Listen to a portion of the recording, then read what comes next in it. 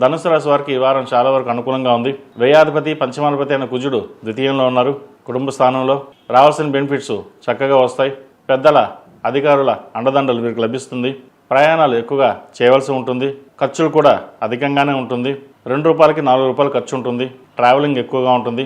దూర ప్రాంత ప్రయాణాలు ఎక్కువగా చేయవలసి వస్తుంది. దైవ దర్శనాలు ఎక్కువగా చేసుకుంటారు. బంధుమిత్రులతో కలిసి ఆనందంగా గడుపుతారు. అయితే ఉద్యోగంలో కొంత స్ట్రెస్ అనేది ఏర్పడుతుంది. మనం ఎంత కష్టపడ్డా ఫలితం తక్కువగా ఉంటుందని ఒక్కొక్కసారి భావన ఉంటుంది. అయితే ప్రస్తుతం మీకు అర్ధాష్టమిసే నడుస్తుంది.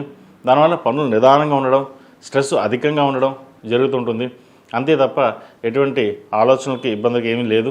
చక్కగా మీ పని మీరు చేసుకోవడం చెప్పదగినది. భూ సంబంధించిన విషయాలు వీరికి లాభసాటిగా ఉంటుంది. రియల్ ఎస్టేట్ రంగంలో ఉన్న వారికి కొత్త ప్రాజెక్టులు ప్రారంభిస్తారు.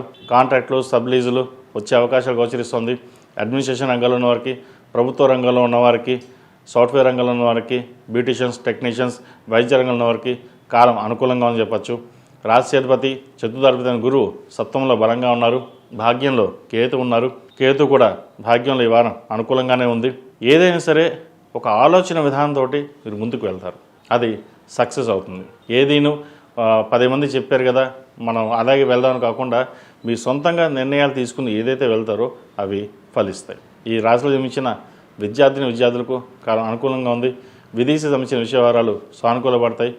పరీక్షలు దగ్గర పడుతున్నాయి కాబట్టి చక్కగా ప్రతిరోజు దక్షిణామూర్తి స్తోత్రాన్ని పఠించడం, అదేవిధంగా దక్షిణామూర్తి రూపుని మెళ్ళ వేసుకోవడం చెప్పదగిన సూచన.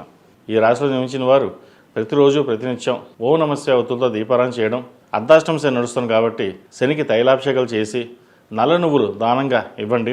శనివారం నాడు బ్రాహ్మణుడికి వస్త్రదానం చేయండి.